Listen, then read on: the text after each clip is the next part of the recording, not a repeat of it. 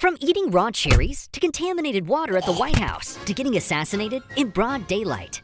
This is how every US president died and their final words. And spoiler, while some left an epic message, others talked about soup.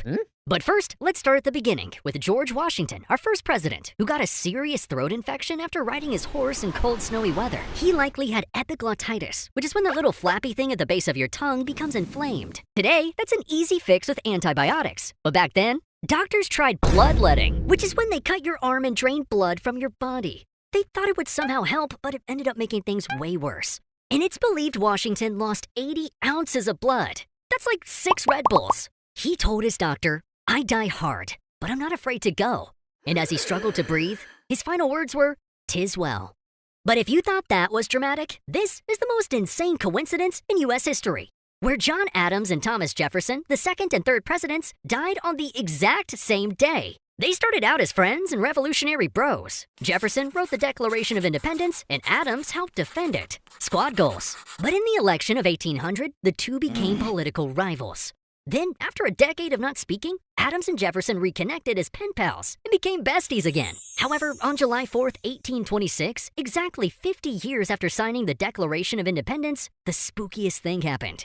Jefferson grew ill from diarrhea, pneumonia, and a kidney infection. And on the night before his death, he asked, "Is it the 4th?" When they told him not yet, he held on for one more day. And his final words were, "No, doctor, nothing more." Meanwhile, hundreds of miles away in Massachusetts, John Adams was a sickly 90-year-old man dealing with heart failure. Completely unaware that his bestie Jefferson died hours earlier, Adams said his famous last words, "Thomas Jefferson survives." It's kind of crazy that these two, who spent their whole lives being frenemies, ended up checking out on America's birthday. Kind of like our fourth president, James Madison, who almost completed the 4th of July trifecta. Because after dealing with congestive heart failure, the father of the US Constitution was on his deathbed, and doctors were trying desperately to keep him alive until July 4th. But when offered more stimulants by his niece, Madison said, "Nothing more than a change of mind, my dear. I always talk better lying down." Which basically meant he was ready to go, and died on June 28th, 1836.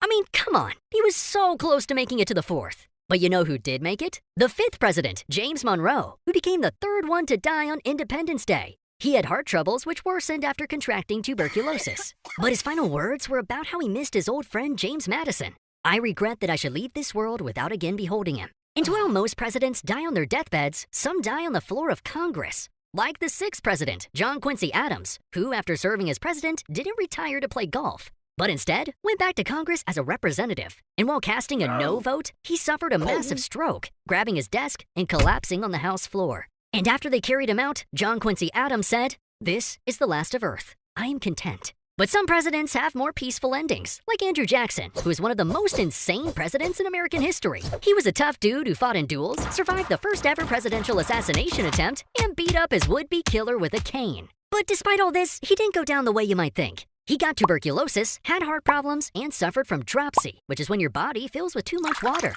Hydrate or dihydrate, am I right?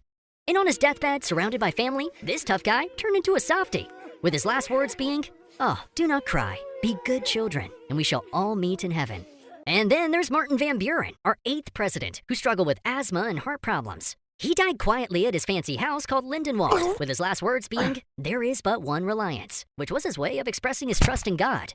And while Van Buren lived a long 79 years, our next president holds the record for the shortest presidency because of this one dumb mistake. During his inauguration, William Henry Harrison gave an insanely long 2-hour speech in the freezing cold rain without even wearing a coat. And for over a century, we thought he caught pneumonia and died. However, recent studies suggest this probably wasn't the cause, because he didn't get sick until 3 weeks after the inauguration. Experts now believe he either died from typhoid fever or septic shock due to contaminated drinking water at the White House.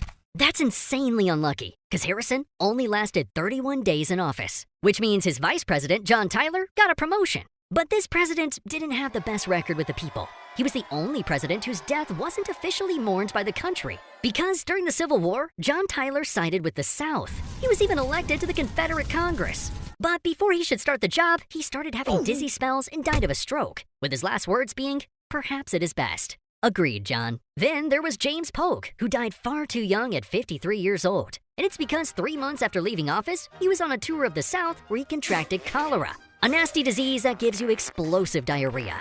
But despite the circumstances, he went out as a romantic, with his last words to his wife being, "I love you, Sarah. For all eternity, I love you." I'm not crying. You're crying.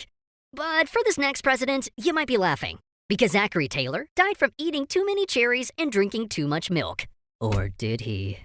During a 4th of July celebration in the sweltering heat of DC, Zachary Taylor desperately needed to cool off.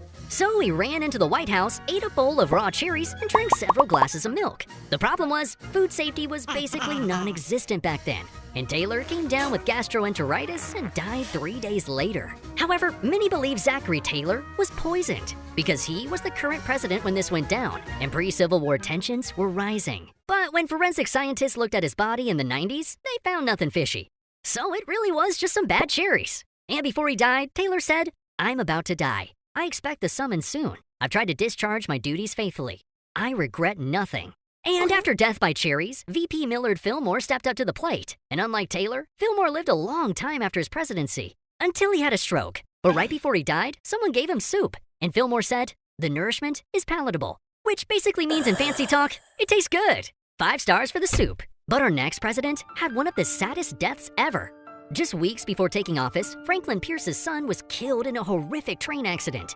And this sent Pierce on a downward spiral of depression. He started drinking too much, became an alcoholic, and destroyed his liver with a disease called cirrhosis. He died after losing re-election, and nobody wrote down his last words because he was all alone. Dang, that's sad. And unfortunately, the downward spiral of America continued with the next president, James Buchanan, who many view as one of the worst presidents because the Civil War was coming and he did nothing to stop it. Buchanan died of a bad respiratory infection, although some believe he fell victim to the mysterious National Hotel Disease outbreak. But that's just rumors. He went out proclaiming, "O Lord God Almighty, as God wilt." But you know what they say, weak men create hard times, and hard times create strong men. Which leads us to this tall drink of water with a top hat, Abraham Lincoln, one of the greatest presidents in American history. Although the Confederate South might disagree, because while watching a play at Ford's Theater, Abraham Lincoln was shot in the head by John Wilkes Booth.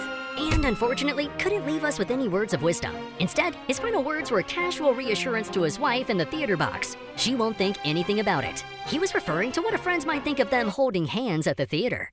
Scandalous. But after Lincoln's crazy assassination, VP Andrew Johnson took over, and he wasn't exactly popular. Congress tried to kick him out of the office with impeachment. And years later, Andrew Johnson died from 2 strokes he suffered while visiting his family in Tennessee. The second stroke left him paralyzed on one side, with his final words being, "My right side is paralyzed. I need no doctor. I can overcome my own troubles."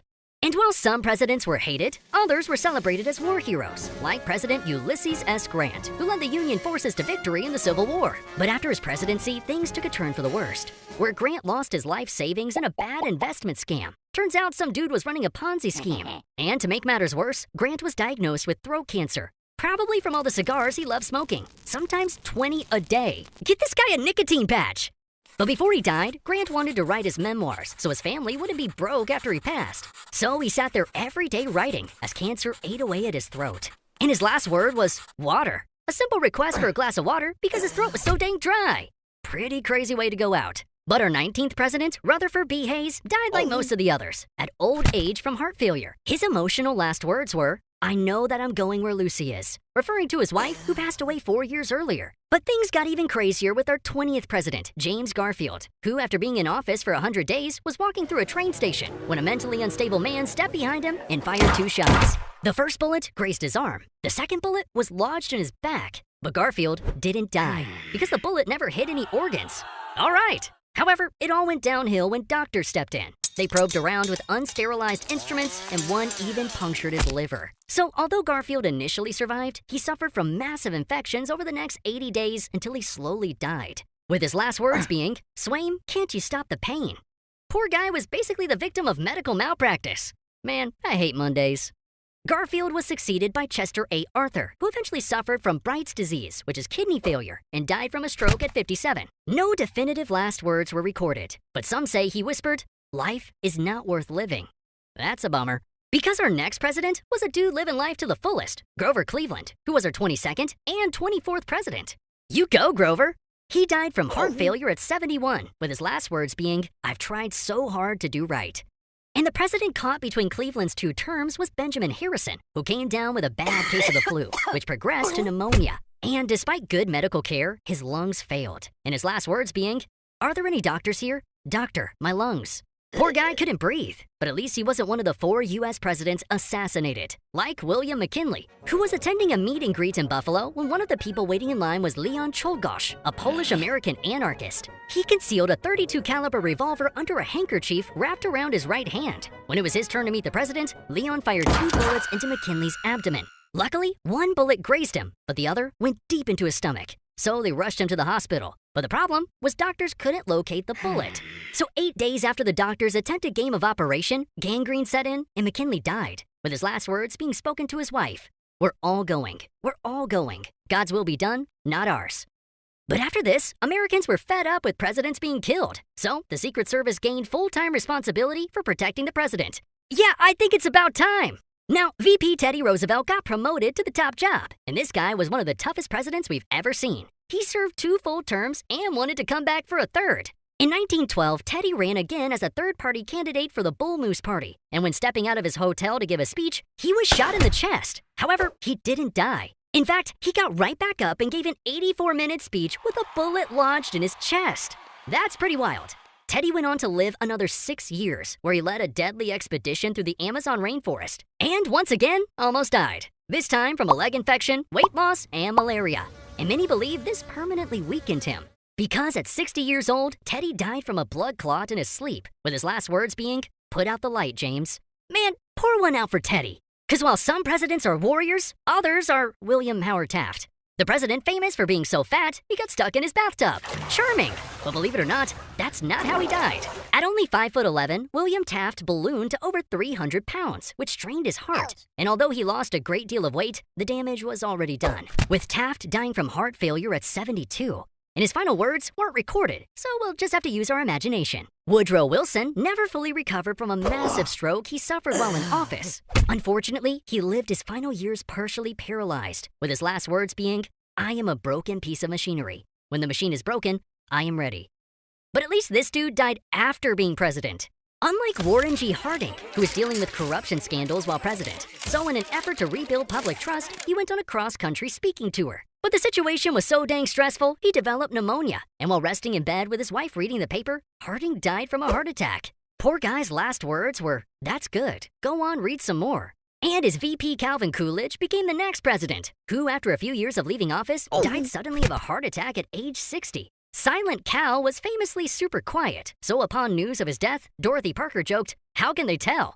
Cal's last words were, "Good morning, Robert," a simple greeting to a worker in his home. And while some presidents' lives are cut short, others live a long life, like Herbert Hoover, who was the second president to reach 90 since John Adams. Hoover eventually died of internal bleeding, but because he was so weak, no last words were ever documented. And then we have Franklin D. Roosevelt, who was elected president of the United States a ridiculous 4 times in a row. I mean, leave some for the rest of us. But by his 4th term, FDR's health was falling apart. He dealt with high blood pressure, heart disease, and secretly had polio, which left him paralyzed from the waist down. Oh, and on top of all that, he had to deal with the stress of the Great Depression and a small conflict called World War II. Pretty crazy. So in his 4th term, FDR suffered a massive stroke while posing for a portrait at his Georgia retreat. His last words were, "I have terrific pain in the back of my head." Which means VP Harry Truman became the next president, and he lived for several more decades until he was hospitalized at 88 years old from pneumonia. Truman's condition worsened as multiple organs failed and he slipped into a coma. And because he was in a coma, no last words were recorded when he died. On the other hand, we know the exact last words of Dwight D. Eisenhower, and they were pretty direct. After a long history of heart attacks and strokes, Eisenhower was hospitalized at the famous Walter Reed Hospital. He ultimately died from congestive heart failure, with his last words being, "I want to go. God take me." Sometimes presidents are ready to go, while others are taken far too soon. Like President John F. Kennedy, who was famously riding in an open motorcade in Dealey Plaza when a sniper's bullet struck his head, killing him in an instant. Now, we're not going to get into all the theories about who really killed JFK, but most believe the main dude responsible was Lee Harvey Oswald, who was murdered himself just 3 days later, making things even more suspicious. But before the assassination, Nellie Connolly was sitting in the middle row when she told JFK, "Mr. President, you can't say Dallas doesn't love you." And JFK responded, "No, you certainly can't," just seconds before he was shot. At just 46 years old, Kennedy was the youngest president ever killed in American history. And the man that took his place was Lyndon B. Johnson, who died 10 years later when he had a massive heart attack at his Texas ranch. And as he felt it come on, he grabbed the telephone and said, "Send Mike immediately," referring to his Secret Service agent. But it was too late. Those were his final words as he dropped dead. Now, Richard Nixon died in a similar fashion. Famous for dealing with Watergate and getting impeached, dude lived a pretty stressful life. But Nixon didn't die until he was 82. After suffering a massive stroke in his home in New Jersey, Nixon yelled, "Help." That was his last word as he was rushed to the hospital and slipped into a coma before finally passing. But I wonder if that was more stressful than the time he resigned from being the president, because the next man up was Gerald Ford, who served out the rest of his term. And thanks to modern medicine, Gerald Ford lived to the ripe age of 93 years old when he died from cerebrovascular disease, which is a fancy way of saying blood couldn't flow to his brain. He also struggled with arteriosclerosis, which is hardening of the arteries. All of this led to the peaceful passing of Gerald Ford in his California home, where he set the new record for the longest living president in U.S. history. But no last words were made public. His family wanted to keep things private. But Ford's record didn't last very long, because the next president, Jimmy Carter, seemed to live forever. In fact, he literally just died. Jimmy Carter lived to be 100 years old before dying of natural causes on December 29, 2024. Although his actual moment of death last words weren't publicly reported, in the final weeks, Carter told his family that he was ready to see Rosalind again, referring to his wife who had died a month earlier. It's pretty crazy to see a president reach the century mark. And Ronald Reagan wasn't too far behind, dying at 93 years old after a decade-long battle with Alzheimer's. And since he had Alzheimer's, Reagan had no lucid final words before he died. Man, I hate that disease. Kinda like I hate Parkinson's, which is what George H.W. Bush suffered from in his final years, which left him wheelchair-bound. His last phone call was to his son, the other President George Bush, where he said his final words, "I love you too," right before dying at 94 years old. But that takes us to today, where 5 presidents remain. And although it's the most dangerous job in the world, modern-day presidents live longer than ever before. Shout out to the Secret Service and top-notch medical care. Cause the average lifespan of presidents went from 70 years old in the 18th and 19th centuries up to 78 years old in the 20th century. In fact, we have an old guy in office now, and he had to dodge a couple bullets to get there. But if you think that's crazy, I'll leave you with the most insane presidential death facts. 8 presidents died while in office, 4 were assassinated, and 4 died from natural causes. The youngest president died at 46, while the oldest president died at 100. Remarkably, Adams and Jefferson died on the exact same day. And don't get me started on the insane coincidences between Lincoln and JFK's assassinations. But I guess we'll save that for another video.